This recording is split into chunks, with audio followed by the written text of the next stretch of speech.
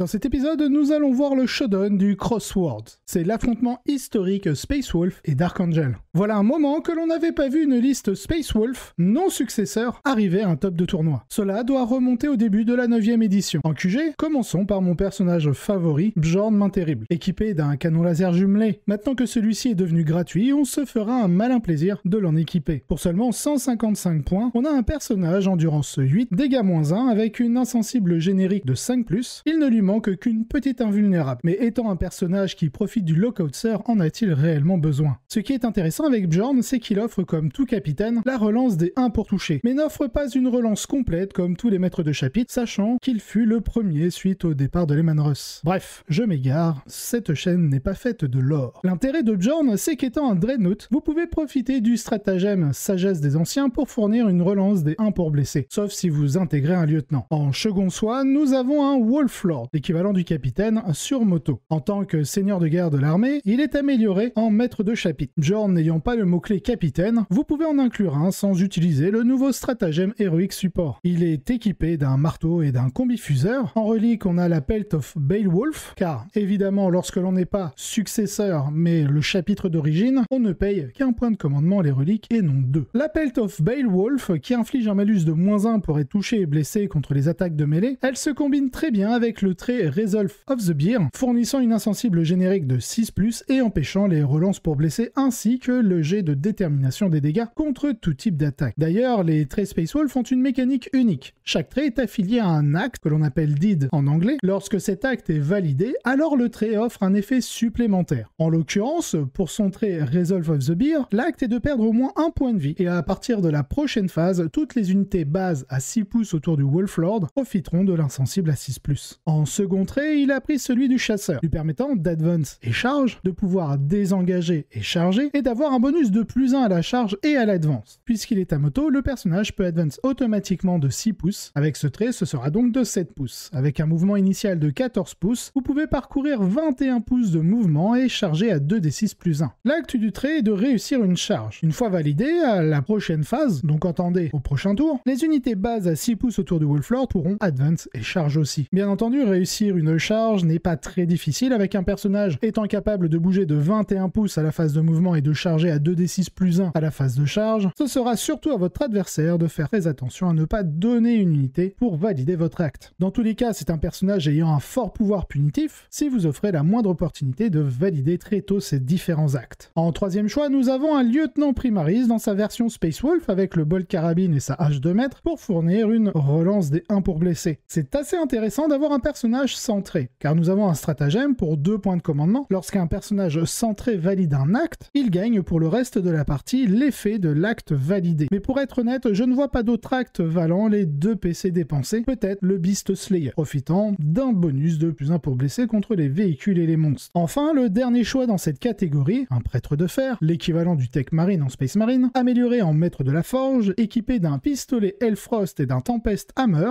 C'est un marteau ayant une pénétration d'armure de -3 au lieu de -2 du marteau tonnerre, et vu qu'il est gratuit, pas besoin de se priver. Il a mis une relique, l'armure de Russ, une relique très connue chez les Space Wolf, qui fournit de base une sauvegarde à 2+, mais très peu utile ici car le Tech Marine la possède déjà, mais elle fournit aussi une invulnérable à 4+, ainsi que la possibilité d'infliger combattre en dernier à portée d'engagement. C'est une mécanique très connue chez les Space Wolf, c'est de combiner cette relique avec le stratagème de contre-charge pour 0 point de commandement puisque c'est un personnage. Si c'était une unité non personnage, alors ce serait pour 1 point de commandement. Vous pouvez effectuer une intervention héroïque de 6 pouces au lieu de 3 pouces comme tout personnage, mais lorsque vous jouez Space Wolf d'origine, vous avez de base sur toute votre armée la possibilité de faire une intervention héroïque de 3 pouces. Du côté des troupes, nous avons 2 unités d'infiltrateurs en gantelet Helix. En élite, nous commençons avec Murderfang. Tout comme Bjorn, c'est un personnage Dreadnought, donc profitant du Lookoutser. C'est aussi une véritable machine à nion avec 8 attaques en charge relançables, touchant à 2+, de force 12, PA-3 dégâts 3, relance, TG pour blesser. Il n'y a pas grand chose à dire d'autre sur ce personnage, son attention est très simple, courir, charger et vous casser la tronche. Ensuite, on a un Primaris ancien. Je ne vois pas trop pourquoi il est présent dans la liste. En dehors de fournir des tirs supplémentaires via les Longfang, les Longcrow, donc l'équivalent Devastator chez les Space Marines. Ensuite, on a 2 Dreadnoughts vénérables. Le premier équipé d'un lance-flamme lourd, d'un canon Hellfrost et d'une grande griffe de loup, permettant de pouvoir relancer les jets pour blesser sur ses attaques de mêlée et d'être dégâts flat 3. Le second vénérable est quant à lui équipé d'un bouclier blizzard, d'une hache et d'un Stormbolter. Le bouclier blizzard est très intéressant pour son invulnérable à 4+, et la grande hache pour ses deux modes d'attaque, le premier lui infligeant un -1 pour toucher, mais il n'est pas très grave ici lorsqu'on joue le Space Wolf d'origine, car lorsque l'on charge, que l'on est chargé ou que l'on effectue une intervention héroïque, nous bénéficions d'un +1 pour toucher, qui pallie en général aux armes infligeant un -1 pour toucher, et vu que le Dreadnought Vénérable possède une capacité de combat touchée à 2+, vous allez tout de même toucher à 2+, pour avoir des dégâts D3+3. Sa deuxième attaque, quant à elle, double simplement ses attaques pour des dégâts 1 avec une bonne pénétration d'armure tout de même de -3. On continue avec deux unités de Wulfen, toutes les deux équipées de marteau et bouclier, sauf le chef qui reste toujours en griffe de givre. Ce sont d'excellentes unités d'anti-close grâce à leur capacité de pouvoir s'activer même lorsqu'ils meurent, seulement s'ils n'ont pas déjà été activés avant. Ils fournissent une relance des charges et envoient énormément d'attaques, sans oublier qu'ils sont force 5 de base, donc les marteaux tonnerres passeront à force 10. Pour finir avec cette catégorie, on a deux Dreadnought Wulfen en lance-flamme lourd et bouclier hache, exactement comme le vénérable précédent, et exactement comme Murderfang, nativement ils peuvent relancer leur jet de charge. Tout comme les Wulfen, ils n'ont pas le mot-clé base, ce qui ne leur permet pas de profiter des diverses relances qu'offrent les personnages. Donc quelque part, ils sont assez indépendants du reste de votre armée, puisqu'ils ne peuvent pas bénéficier des différentes améliorations que vous allez pouvoir leur fournir via vos personnages, alors ils n'auront qu'un seul objectif, courir et espérer de réussir une charge. Du côté des attaques rapides, nous avons deux unités de Cyberwolf pour servir de repoussoir et faire écran, ainsi que pour le scoring, car étant Adeptus Astartes dans leurs mots-clés, ils sont éligibles pour Outs of Moment.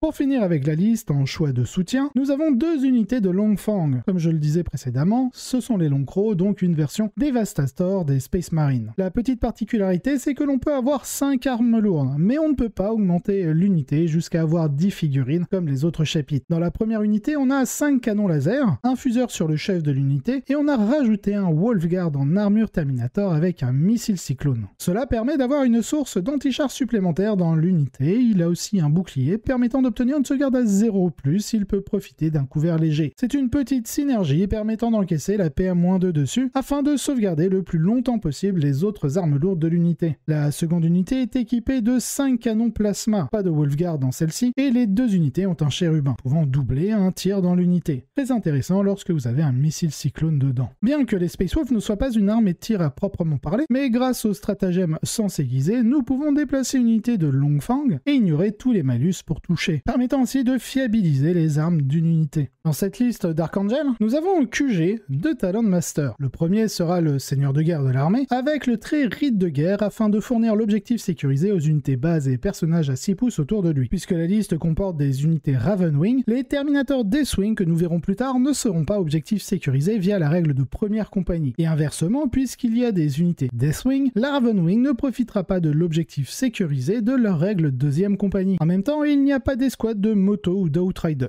donc la perte est assez minime. Pour le second Talon Master, il sera équipé de la relique Arbiter Gaze, lui permettant de toujours toucher à 2+, même en Overwatch. Les deux personnages offrent une relance des 1 pour blesser et la possibilité d'ignorer le couvert léger sur une unité ennemie visible. En troisième choix, nous avons Samael, pour sa relance complète des jets pour toucher sur une unité Ravenwing base ou personnage. En l'occurrence, pourquoi pas sur les Talon Master, mais cela peut être très utile sur les Ravenwing Black Knight. Du côté des troupes, on a une unité d'incurseurs avec leur mine, permettant lorsqu'ils sont chargés sur un de plus d'infliger des 3 blessures mortelles. Très utile contre les armées de trade, particulièrement contre les Arlequins avec leurs différentes figurines à 1 point de vie ou tout simplement contre les Eldar avec leurs Banshee. Bref, à partir du moment où des unités ont 1 point de vie et vous chargent, cette petite mine fera des surprises. En élite, un apothicaire avec le trait Decisive Action, offrant un bonus de +1 à l'advance et charge. C'est un trait intéressant pour plusieurs choses. La première qui est de donner un bonus à la charge d'une unité Deathwing, afin de pouvoir occuper plus rapidement le milieu du champ de bataille, ou deuxièmement, donner un bonus d'advance à une unité Ravenwing, particulièrement pour les Black Knight, car ils ont une advance automatique de 6 pouces étant des motards, ce qui l'améliore en 7 pouces. Combiné à leur mouvement de 14 pouces et la portée de 18 pouces des plasma talons, vous obtenez une portée effective de menace de 39 pouces. En dehors dehors de l'aspect létal, cela peut vous aider à positionner une unité afin de capturer un objectif adverse, ou tout simplement de valider un objectif secondaire, tel que derrière les lignes ennemies ou engagé sur tous les fronts. Bref, c'est un outil excellent. Ensuite, nous avons 2 unités de Deathwing Terminator, toutes avec 6 marteaux boucliers, 2 missiles cyclones, 4 gantelets énergétiques, 4 Stormbolter, ainsi qu'un Watch in the Dark pour deny un pouvoir psychique par bataille. Nous avons ensuite une unité de 5 Black Knight équipée de marteau Corvus, ainsi qu'un Ravenwing champion, amélioré en champion de chapitre avec la relique Blade of Triumph, ainsi que le trait Imperium Sword. Ce qui fait que l'on a un personnage à la charge avec 7 attaques de force 8 et -3 dégâts 3, relance sa charge, pouvant faire une intervention héroïque de 6 pouces, pouvant relancer les jets pour blesser et obtenant combattre en premier s'il est à portée d'engagement d'un personnage. C'est assez intéressant d'avoir ce genre de personnage, car en dehors des Terminator Deathwing, les Dark Angels n'ont pas vraiment de personnages suffisamment menaçants en phase de mêlée, comme nous avons pu le voir la semaine dernière dans l'épisode voyant s'affronter la Ravenwing et les démons du chaos. Du côté des attaques rapides, nous avons 3 unités d'un Landspeeder Tornado, chacun équipé d'un canon d'assaut et d'un multifuseur, ainsi que 3 unités de Ravenwing Landspeeder Vengeance avec leur arme à plasma et le bolter lourd. Les Dark Angels ont l'air excellents dans ce nouveau metagame. Les raisons ne sont pas particulièrement compliquées. Vous prenez les unités qui ont déjà une bonne réduction de coût comme les Terminator et les Speeder, vous augmentez leur durabilité avec les bonus de la Ravenwing et de la Deathwing. Grâce à la super doctrine des Dark Angels, les Speeder ont une portée énorme dès le départ et peuvent rapidement accumuler des points sur Codex Warfare. S'ils restent en doctrine Devastator pendant quelques tours, tandis que la Deathwing peut se déplacer vers le centre de la table et y rester, défiant la plupart des tentatives pour les déloger.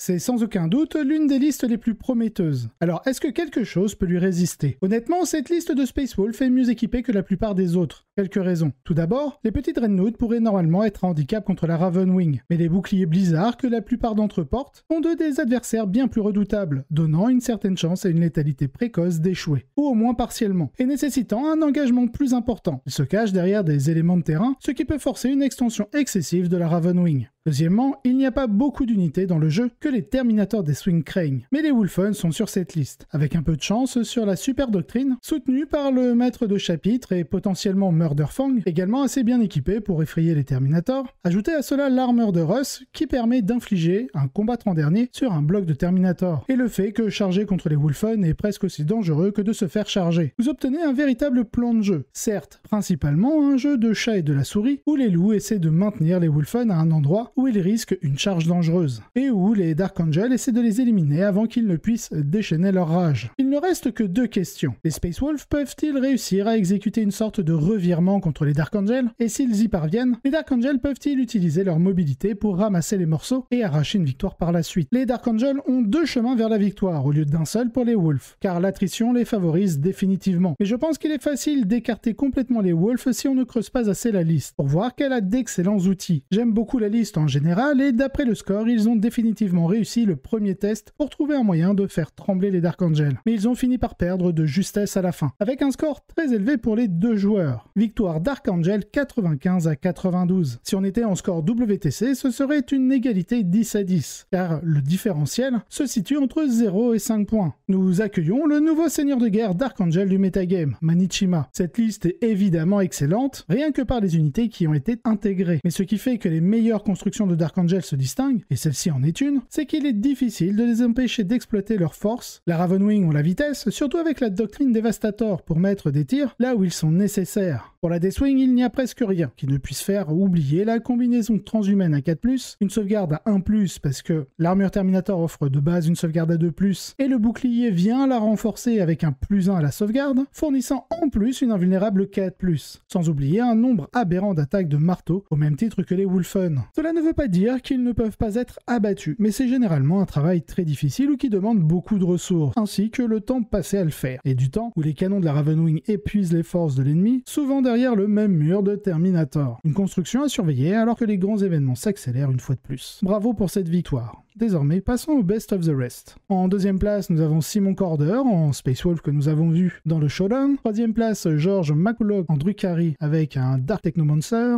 En quatrième place, nous avons Jonathan Summerfield en Salamanders. Cinquième place, Cameron Gill en Adeptus Custodes en Emperor Chosen. Sixième place, James McLean en Tyrannide en Jormungand avec objectif sécurisé. Et en septième place, David Laporta en Tau avec le Septo et une Triptide.